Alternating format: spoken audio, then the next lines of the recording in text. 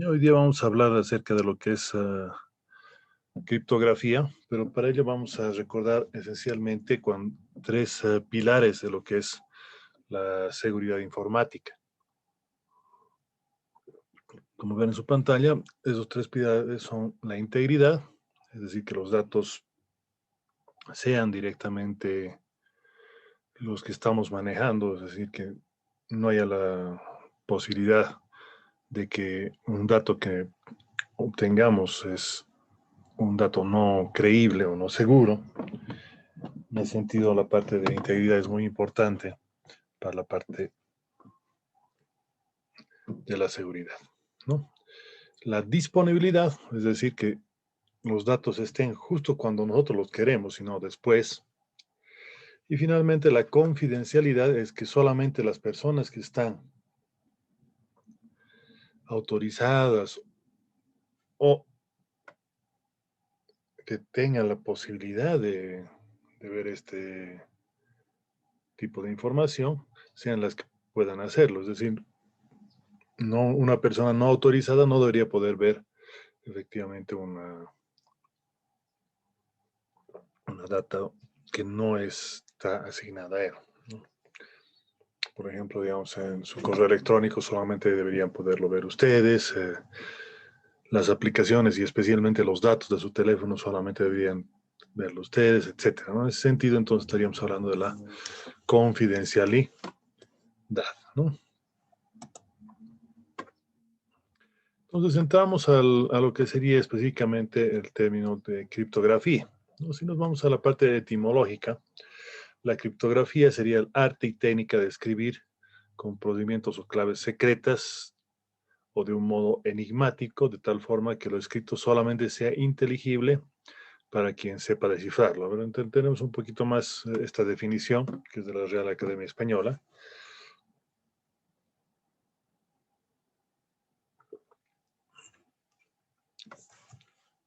Arte y técnica, ¿no? Técnica siempre es asignado a cómo hacerlo, y arte porque no cualquiera puede hacerlo, ¿no?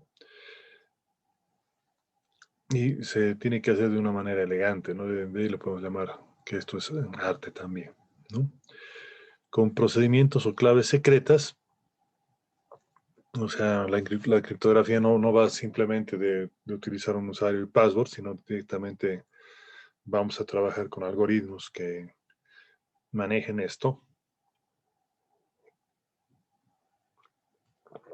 Y lo más importante, que solamente sea inteligible para quien sepa descifrarlo, ¿no? Si no tienen idea del algoritmo que está manejando o la forma de encriptación, no deberían poder descifrar, ¿no? ¿No?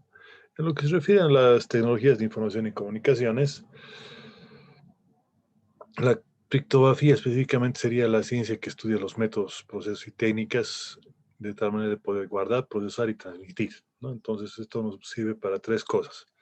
Para guardar, es decir, almacenar la información; procesar, es decir, manejarla y cambiarla; y transmitirla, es llevar la información desde un transmisor a un receptor, ¿no?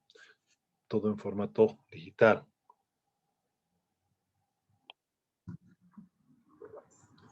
¿No? De tal manera que en la parte del uso masivo de telecomunicaciones que se han producido una serie de problemas de seguridad que hemos hablado anteriormente. Entonces estaríamos tomando en cuenta aquí, por ejemplo, que aquí está nuestra información original. Esta es encriptada. Aquí tenemos que es colocada con una llave. Vamos a ver que hay esencialmente dos tipos de llaves, ¿no? Públicas y privadas. Y esto va a estar a través de un texto cifrado, transmitido, llevado, guardado, de tal manera que en el momento que se requiera la información,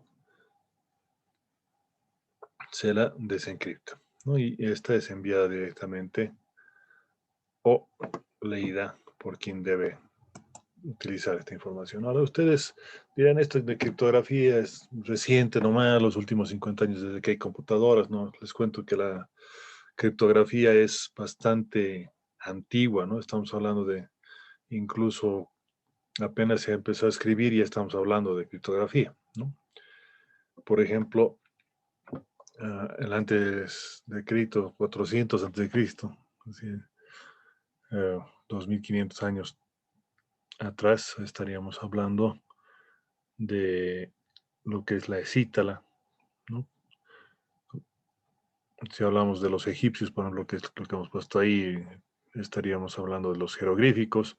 Si nos vamos por este lado del mundo, tenemos grabados en lo que son monolitos y otro tipo de aspectos. Y si vamos un poquito más a la Edad Media, por ejemplo, ya Leon Baptiste Alberti ha logrado manejar lo que sería el sistema de sustitución alfabética con sus famosos discos de Alberti, ¿no? Obviamente, desde esa época hasta ahora han evolucionado bastante las técnicas de encriptación, ¿no? Entonces, ¿cómo podemos chequear? Por ejemplo, analizando la parte estadística, ¿no? Aquí, en ese sentido, tenemos una frecuencia de aparición de letras en castellano, ¿no? Ahora, podemos hablar de criptografía moderna recién a mitad del siglo pasado, ¿no? Desde la época de Claude Shannon, que es el primer viejito que está acá, publica el estudio sobre la teoría de la información. En 1904 se publica DES, ¿no? Data Encryption Standard. La criptografía de Wilhelm Deal y Martin Shellman, entonces el método de algoritmos de encriptado simétrico, que son estos dos cuatricitos de acá, ¿no? Entonces, ¿por qué se ha atrasado tanto? O sea, si hay tantas otras cosas que han evolucionado bastante, le podemos echar la culpa a la Agencia Nacional de Seguridad de los Estados Unidos, ya que hasta el siglo pasado, por la famosa guerra, perdón, fría, eh, no se tenía prácticamente ni estándares ni nada porque era todo secreto de Estado, ¿no? Lo mismo hacía Rusia, por ejemplo, por su lado. Entonces, las potencias más importantes tenían esto bloqueado. Ahora, una vez que a principios de siglo, o sea, bueno, a fines del siglo pasado, se ha culminado con la Guerra Fría, con la caída del muro de Berlín, el año 89, perdón. Entonces, ya en este siglo, si ustedes ven, empieza a crecer grandemente lo que sería programas y manejos de lo que sería la parte de información, ¿no? Entonces, por ejemplo, el caso de Prism, las empresas que colaboran con la NSA y cómo han ido creciendo la cantidad de empresas. Estamos solamente tomado la primera década de este siglo. Fíjense, desde 2007 hasta el 2012, donde empresas importantes como Microsoft, Yahoo, Google, Facebook, Poltec, YouTube, Skype, América Online, etcétera. Esto es lo que encontré en la web. Estaríamos tomando en cuenta sobre lo que sería, ¿no?, la colaboración, ¿no? Uno de los resultados de esto ha sido, por ejemplo, lo que era la certificación de seguridad en el estándar X509, ¿no? Aquí tenemos un RFC también que nos puede permitir analizar, ¿no? Y que directamente desde el año 2008 hasta ahora no ha tenido una diferencia sustancial. Que nos muestra este estándar, por ejemplo, lo que son las firmas digitales, ¿no? Y cómo lo vamos a trabajar las claves públicas, ¿no? La versión, el número de certificados, el tipo de algoritmo, el nombre de la persona que está siendo trabajada, el periodo de validez, la clave pública, los identificadores únicos, tanto del proveedor como del sujeto a ser verificado en la firma, alguna extensión y, bueno, la firma como tal, ¿no? Ahora, vamos a chequear algunos métodos criptográficos inicialmente, ¿no? Vamos a ir por los tradicionales de transposición, por ejemplo, ¿no? Que tendríamos cifrado por grupos, donde podría estar la escítala, por ejemplo, manejo de series, columnas y filas para transponerlos. Tenemos lo que son la parte de sustitución, ¿no? Tenemos en ese sentido con un solo alfabeto o con varios alfabetos, mono y polialfabético. En el caso de monoalfabético estaríamos hablando de monográficas, como por ejemplo el alfabeto tradicional, ahí tenemos dos cifrados, el estándar y el afín. En monográfica tendríamos un alfabeto mixto y otro tipo de cifrado. Si hablamos de poligrámica en monoalfabética, estaríamos, por ejemplo, Payfall o Hill. En el caso de polialfabético, podemos hablar de cifrado no periódico, como Berman. Periódicos tenemos lineales y progresivos, como por ejemplo la máquina Enigma en el caso de progresivo, o máquina lineal podemos hablar del método de alfabeto estándar de Pingeneer. El alfabeto místico podemos hablar de otro tipo de criptogramas. ¿Qué era la cita? La que lo hemos citado ya unas 3, 4 veces hoy día. Podemos considerarla como el primer sistema de criptografía por transposición, ¿no? En esa época trabajaban con lo que eran pergaminos, ¿no?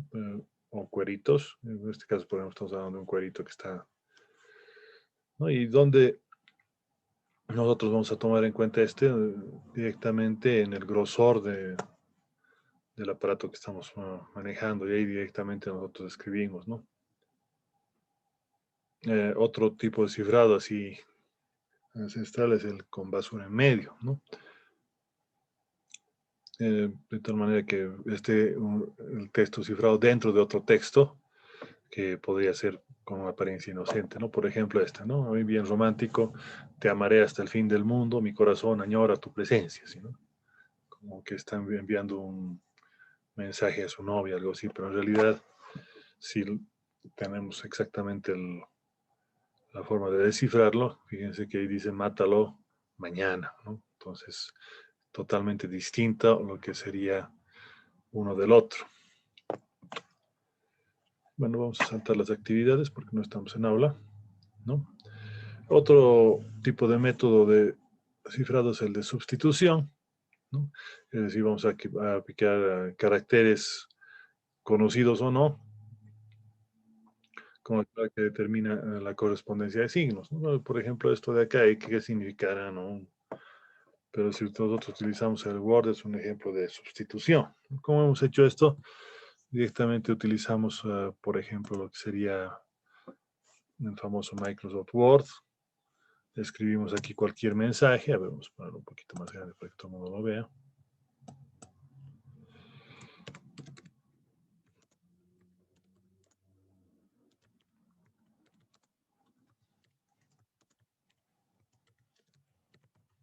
Entonces vamos a nosotros encriptar el mensaje, tan solo cambiando el tipo de letra, ¿no? Por ejemplo, ¿no? Entonces, hay una serie de casillitas, ¿sí? ¿No? Entonces, esto obviamente está, si lo enviamos de esa manera, a menos que se ubiquen que están trabajando con un alfabeto tipo Windix, nadie se ubica, ¿no? Algo tan sencillo como esto, ¿no? Por ejemplo, aquí vamos a tomar la E. La E sería la quinta letra, ¿no? Y aquí tendríamos una E, es T, es aquí de mensaje, la E, y otra E, está en, ¿no? Aquí está la otra E. La casita es una H, por ejemplo. Entonces, si nosotros conocemos el el manejo, bueno, es relativamente sencillo este método de encriptación. Pero, ¿qué es lo que pasa? Si nosotros retrocedemos un poquito,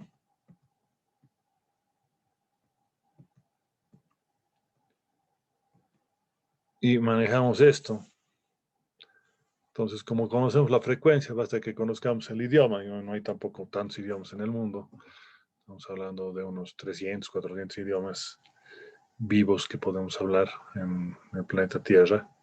Entonces, para una persona, sí era en su momento complicado tratar de descifrar lo que hemos visto ahorita, pero para un equipo, tomando lo que es la parte estadística y bueno, obviamente no un mensaje corto, sino más largo, seguramente va a ser mucho más sencillo tratar de resolver este tipo de trabajo, ¿no? Entonces, ya en los años, en el siglo XV, eh, Alberti propone la combinación polialfabética que va a emplear varios abecedarios, ¿no? Es decir, va a trabajar con dos, tres o cuatro abecedarios donde directamente el emisor y el destinatario van a ponerse de acuerdo para trabajar la posición relativa de estos círculos concéntricos que nos van a permitir, por ejemplo, tomar en cuenta lo que sería el manejo de una sustitución polialfabética y con simplemente los distintos alfabetos que serían los mismos, ¿no? Me refiero, digamos, va a ir desde la A hasta la Z, pero en un orden distinto para ser sustituido, ¿no? Entonces, a ver, hay varios emuladores de esta maquinita Enigma. Vamos a chequear uno, a ver. Vamos a ver si sigue funcionando.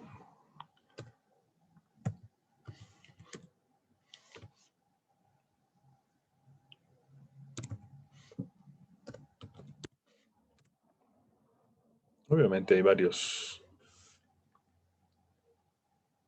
Este ya lo han hecho volar. Vamos a buscar Enigma entonces.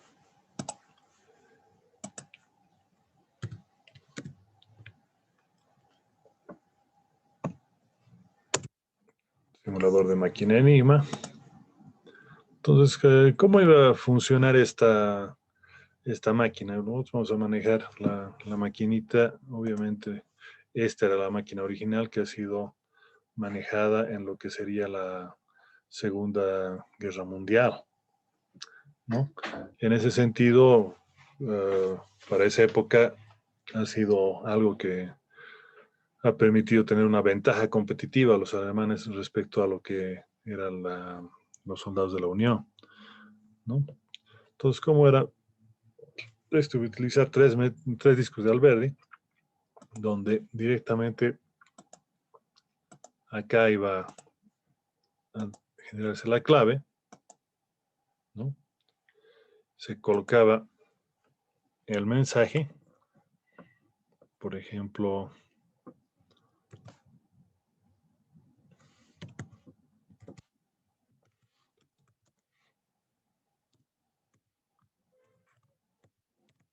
atacaremos mañana, y bueno, directamente iba a codificarse, ¿no? Vamos a ver si da.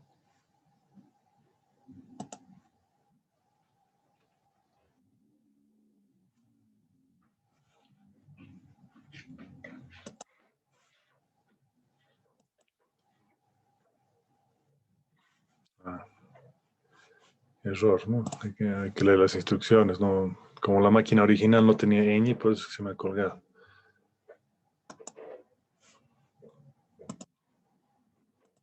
Vamos a volver.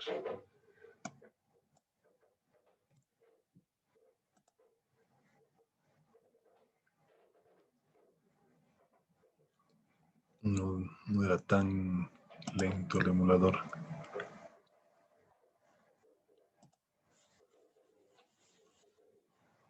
Voy a buscar otro, ¿ya? Este era el que funcionaba antes, ¿no? Pero si no da...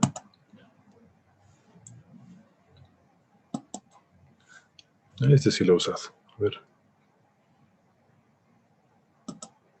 No, entonces... Vamos a utilizar el simulador, supuestamente. A ver, vamos a... Supuestamente cambiamos acá. Girando. Voy a utilizar la misma secuencia que el otro. Creo que acaba en C.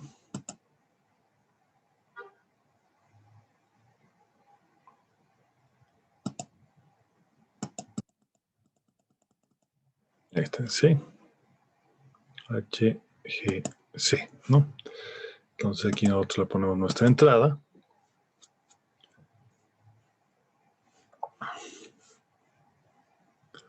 La entrada, por ejemplo, ponemos la misma de hace un rato. Ven lo que está cambiando, ¿no? Ahora va con el segundo.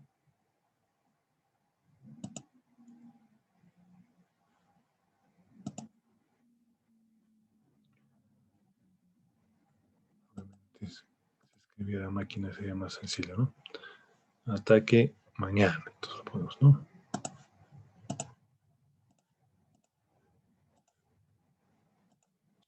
Fíjense que, a ver, vamos a poner una ampliación. Aquí no estoy utilizando para empezar espacios. Aquí está mi clavecita. De acuerdo a lo que vamos a cambiar, nosotros vamos a ir cambiando también nuestro mensaje. Y acá directamente también vamos a tener nuestra codificación, ¿no? Ahora fíjense, aquí estoy repitiendo letras, pero aquí en esas letras sustituidas no son las mismas, ¿no? En un caso está A, en otro caso I. Para esta otra estamos con F. Y para la tercera M. Incluso, aquí estamos hablando 1, 2, 3. Esta A con esta A, que estarían en la misma posición para el mismo alfabeto, es distinto, ¿no? Porque estamos hablando de una sustitución progresiva.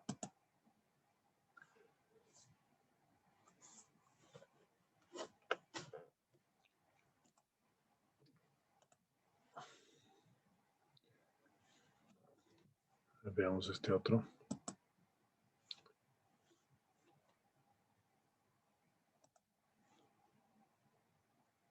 Simulador en Flash.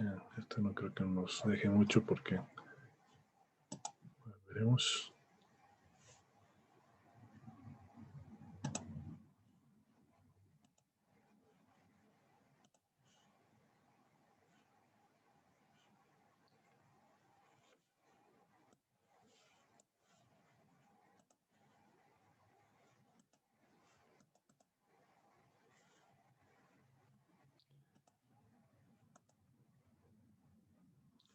Bueno, está funcionando. Bueno, pero ya hemos visto más o menos la idea, ¿no?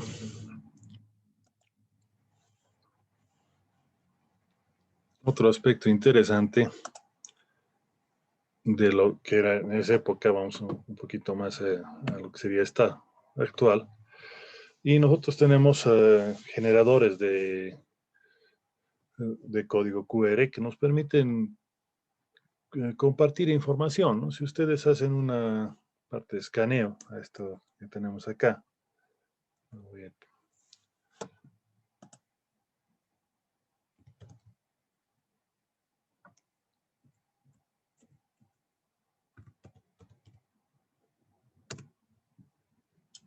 a compartir el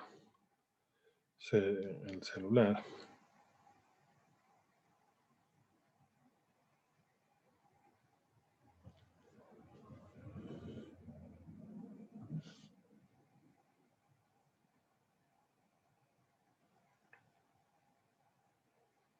Entonces, ahí tengo mi telefonito. Y, por ejemplo, me voy aquí a más aplicaciones.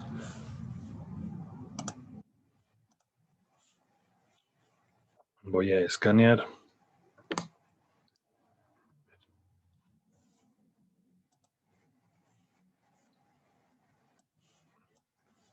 Código QR.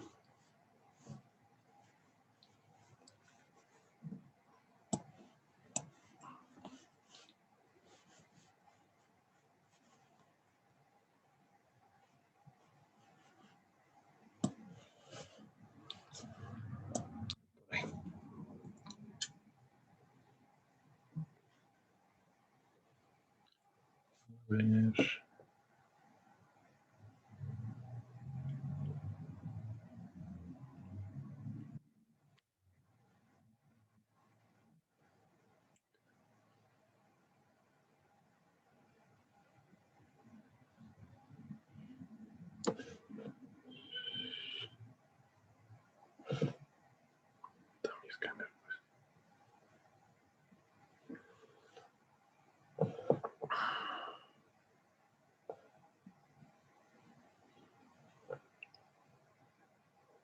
Aquí está. Entonces voy a escanearlo. Y ahí, ¿no? Obviamente, estoy dando cuenta, es relativamente sencillo, pero nosotros podemos utilizar lo que es un generador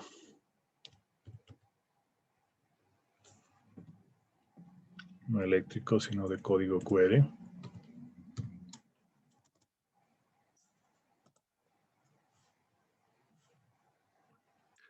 Prácticamente cualquiera de estos les va a dar.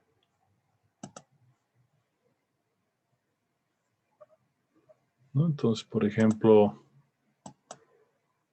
voy a colocar ahí ¿no? Un tamaño mediano, por ejemplo. Y una redundancia mediana. Entonces, simplemente con un clic, directamente el algoritmo le va a dar le va a permitir.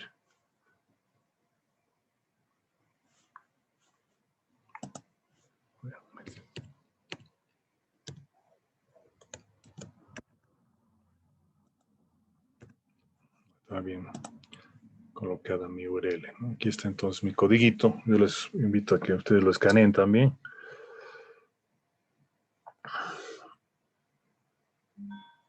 ¿No? Entonces ahorita yo, por ejemplo, como resultado me ha salido directamente el código, ¿no?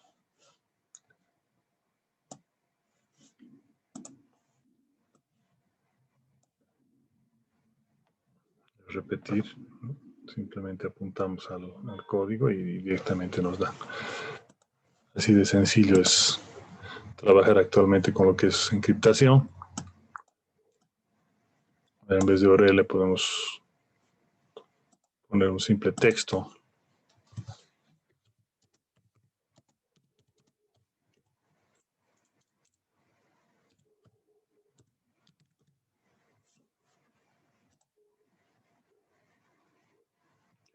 Y tenemos entonces el textito. Vamos a compartir. Aquí a la derecha tenemos lo que sería el celular. Otra vez vamos a compartirlo, ¿no? Y obviamente nos sale el código que nosotros le hemos metido acá, ¿no? Obviamente puede ser así un texto plano, como nos pone puesto, o utilizamos un texto incluso que podría estar encriptado. ¿Por qué no? ¿Sí?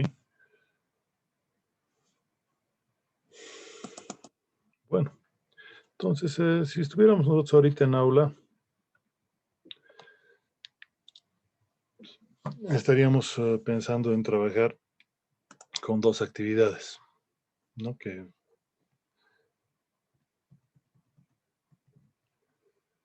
la primera es respecto a la primera parte, Esta primera actividad por aquí estaba. ¿No? Inicialmente construir una escítala y segundo, construir un mensaje utilizando el concepto de basura en medio. Y el otro es hacer lo que hemos hecho nosotros ahorita, ¿no?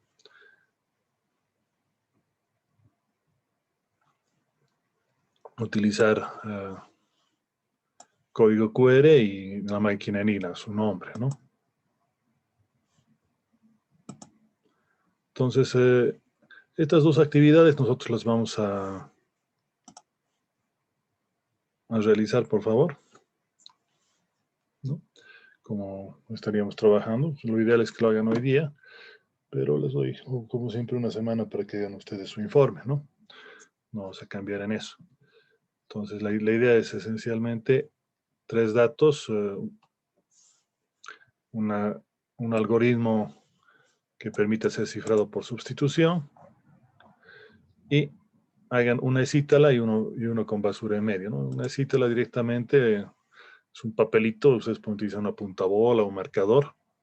No quiero que se consigan cuerito, ¿no? Simplemente un papelito, lo enrollan y directamente aquí colocan su mensaje. Mientras que para sustitución con basura en medio, ¿no? Ustedes colocan un mensaje cualquiera, pero dentro de ese mensaje hay otro mensaje oculto, ¿no? Esencialmente esos 2 parámetros para la primera actividad. Y para la última actividad, la actividad 2, vamos a hablar de un algoritmo en pseudocódigo, es decir, ustedes no me lo van a poner en lenguaje de programación, sino en pseudocódigo, es decir, pueden utilizar incluso palabras en español, ¿no? De tal manera que nosotros entendamos qué es lo que está haciendo el manejo de cifrado por sustitución, ¿no? ¿Qué sería el cifrado por sustitución? Esto de acá que hemos puesto, ¿no ven? Tenemos que cada una de las letras es cambiada directamente por un carácter, ¿no? Por ejemplo, en el caso de la E en este mensaje, es esta una especie de M, ¿no? La T sería esta de acá, ¿no? La S, por ejemplo, es este cuadradito de acá.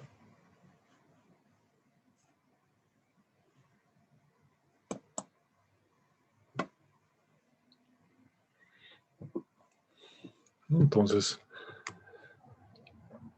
es simplemente manejar 2 vectores, un vector de lo que serían las letras normales y otro vector de lo que serían las letras que van a ser sustituidas, ¿no? Entonces, en eso tendríamos que trabajar nosotros como actividad para esta semana, ¿no? Estaríamos